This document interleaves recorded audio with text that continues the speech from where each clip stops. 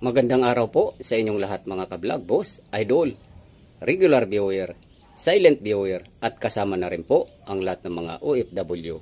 Ang gagawin ko po ngayon ay ipapakita ko po yung mga bago ko pong tanim na American lemon.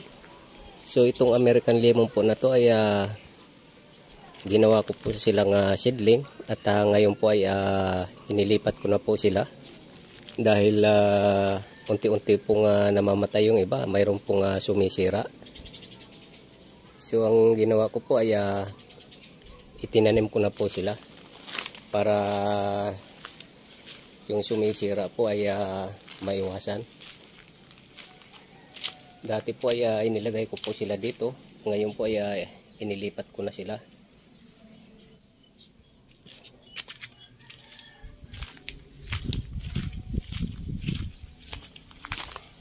So ito po yung mga tinanim ko po.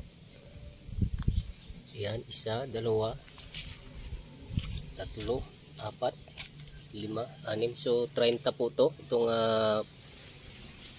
mga bagong tanim ko. Yan. So galing po dito sa puno po na to. Yung ano na yan. Mga bagong tanim ko na yan. So hirira po dito sa harapan po yan. Nakahirira po yan. Iyan sila.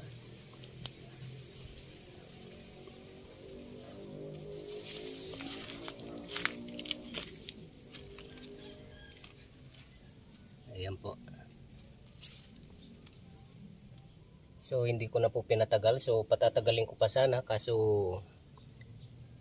itinanim ko na po para malaman ko rin po kung alin-alin dito ang mabubuhay. At kapag namatay po ay mayroon po akong reserba na ipapalit. At mayroon pong sumisira. Kaya napilitan po akong tinanim na silang ng maaga. Ayan.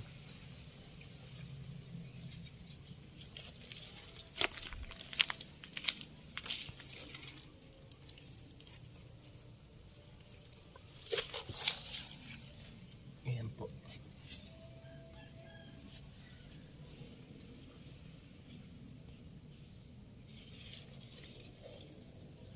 Ayan.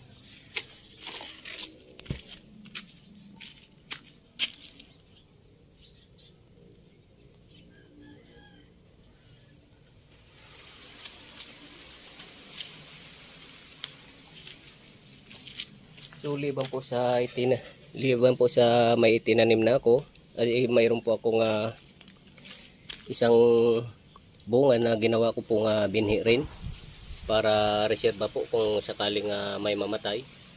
Kaso hindi pa po sila nabubuhay, wala pa pong tumubo. Siguro mga next week po mayroon ng lulusot dito. Dito po, tsaka dito. Yan.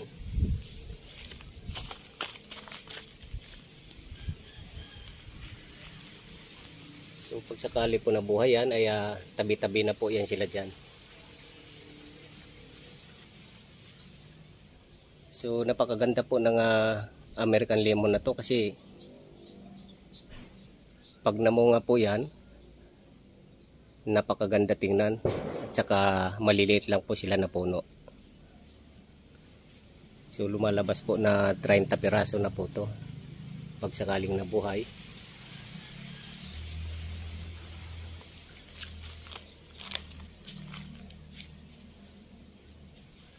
Yan.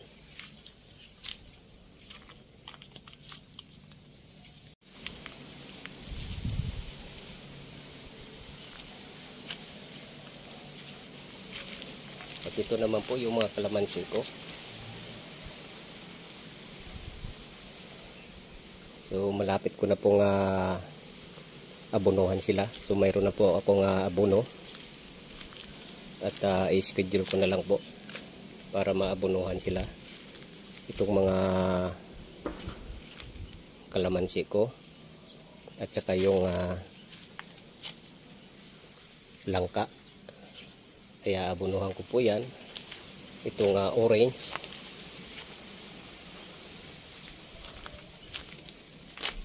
Itong guyabano. So abunuhan ko po yan. I-schedule ko lang po. At may papaya na rin po dito na namumunga.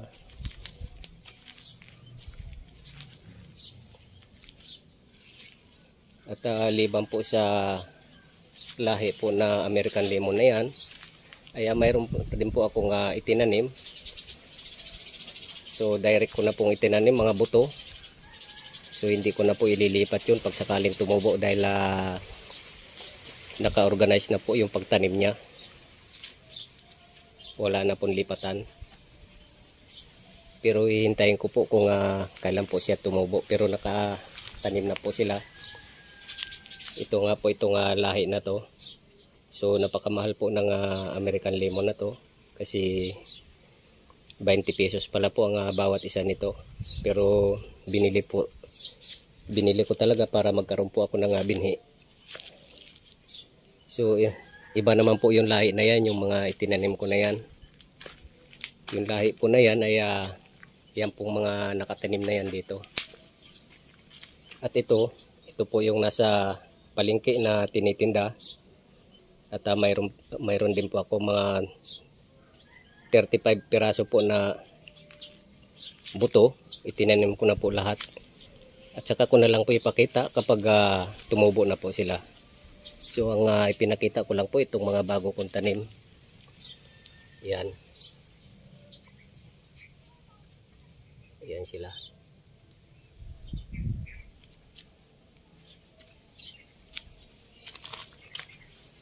Nakakatuwa po itong American lemon kasi mayroon na naman pong bunga dito. Ay bulaklak.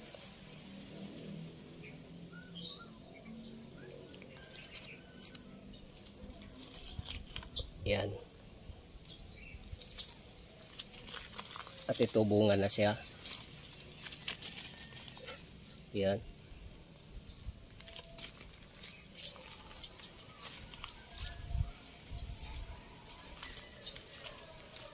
So lahat po ay yung buto na itinanim ko 35 plus itong 30, so 65 na po lahat. At kapag may namatay po dyan, itong pong ginawa kong seedling dito ay yan po yung pang-reserva.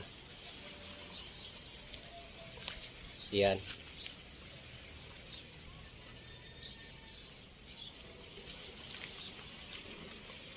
So nakakatuwa po dahil within 2 years po ay nakita ko po yung mga puno ng American lemon ko ay nakikita ko pong nagbunga na sila.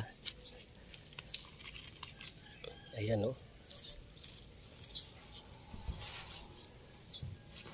Napakamahal po sa palengke ito. 20 po ang isang piraso.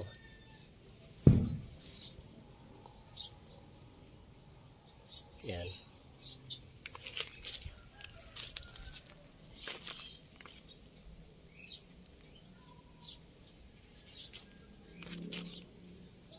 So i-double line ko po itong mga seedling po pag nabuhay. So doble po sila. Maglalagay pa rin po ako dito para doble po yung pagtanim dito. Mayroon dyan at mayroon po dito. So ganun po yung gagawin ko.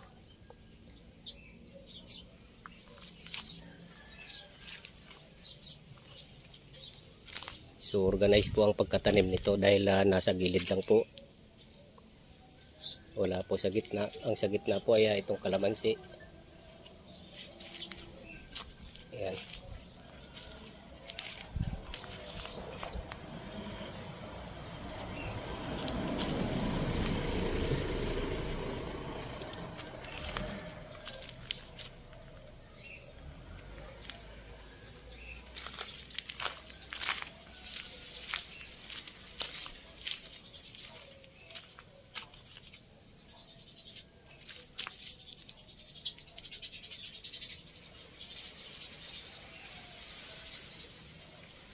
So hanggang dito na lang po muna ang video kong ito. Please like, subscribe na lang po and hit notification bell para sa susunod na mga video.